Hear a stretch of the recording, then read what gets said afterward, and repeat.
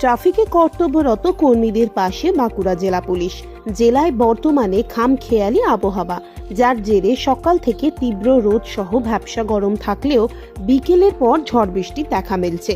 আর এই প্রখর রোদকে মাথায় নিয়েও ঝড় বৃষ্টি সহ্য করে প্রতিনিয়ত দায়িত্ব পালনে অনড় থাকছেন জেলার বিভিন্ন প্রান্তের ট্রাফিকে কর্তব্যরত কর্মীরা।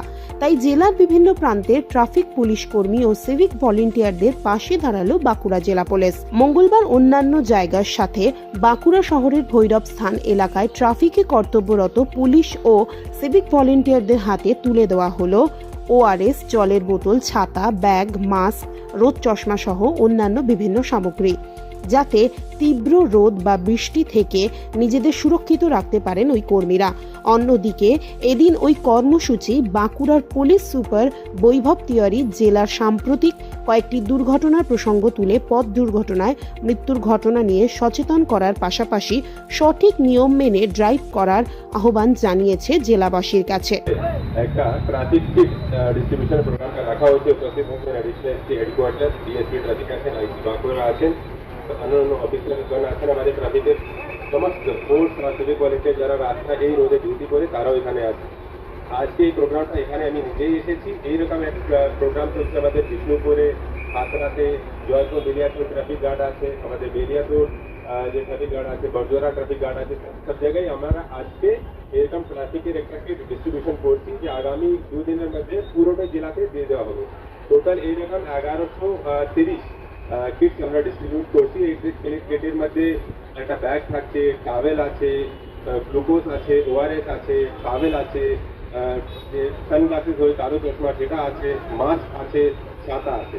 এগুলো এত রোদের মধ্যে যে আমাদের পুলিশ পার্সন ডিউটি করে তাদেরকে ডিউটি করতে আর সাহায্য করবে, এটা আমাদের উদ্দেশ্য এই প্রোগ্রাম করার জন্য।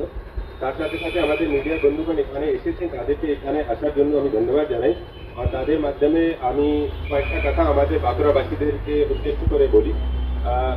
বাঁকুড়াতে 500 কিলোমিটারের বেশি হাইওয়ে আছে, স্টেট হাইওয়ে, আর 150 কিলোমিটার কাছাকাছি ন্যাশনাল হাইওয়ে আছে। আমরা বাঁকুড়াতে চাই যে অ্যাক্সিডেন্টের সংখ্যাটা কমে, আমরা চাই লোক যেন মারা না যায়। বাঁকুড়া জেলাতে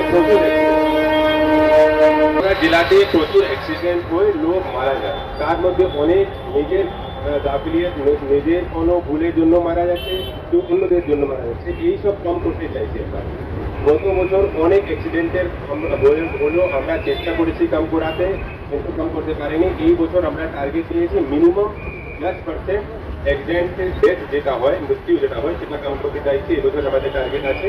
প্রথম 4 মাসের মধ্যে আমরা এই টার্গেটটা মিট করেছি। এই 4 মাসের মধ্যে যত অ্যাক্সিডেন্ট গত বছর হচ্ছিল তার তুলনায় 15%-এর মতন আমরা কম করতে পেরেছি।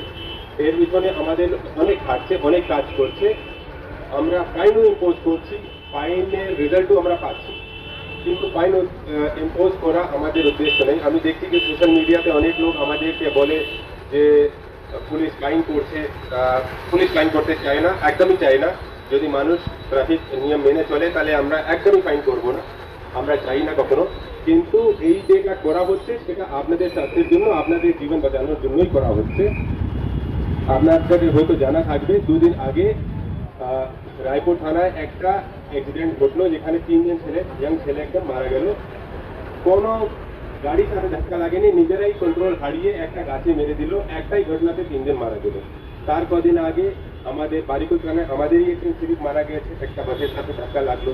তার কদিন আগে ছাতনাতে একজন বাসের ছাদের উপরে বসে যাচ্ছিল, সে ওখান থেকে পড়ে যায়, পড়ে যাওয়াতে মারা গেছে।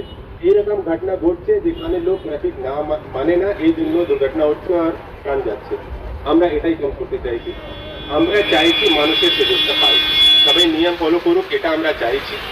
আর আমরা এটাও বলবো, যদি কেউ নিয়ম না ফলো করে, যদি আপনারা জানতে পারেন যে পুলিশ ডিউটি করছে কিন্তু কেউ নিয়ম ফলো করছে না, আপনাদের যদি চোখে পড়ে, তাহলে পুলিশকে জানাতে পারে।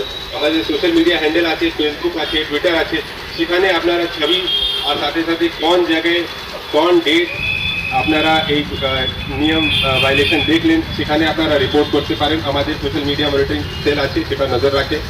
আমাদের যদি কেউ চায় যে প্রকাশ্যে কমপ্লেন করতে চাইছে না কোনো গাড়ির বিরুদ্ধে, আমাদের কন্ট্রোল রুম আছে, সেই কন্ট্রোল রুমের নাম্বারটা আমি বলে দিচ্ছি। আমাদের কন্ট্রোল রুমের নাম্বারটা বলুন। কন্ট্রোল রুমের নাম্বারে আমাদের যে হোয়াটসঅ্যাপ আছে, সেই হোয়াটসঅ্যাপে আপনারা যদি দিয়ে দেন তাহলে ওখানে আপনারা নিজে পরিচয় না দিয়ে নিজে কমপ্লেন করতে পারেন, আমাদেরকে জানাবেন, আমরা অবশ্যই ব্যবস্থা নেব। কিন্তু আমরা যে কোনোভাবেই হোক আমরা বাঁকুড়া জেলাতে অ্যাক্সিডেন্ট সংখ্যা কম করব।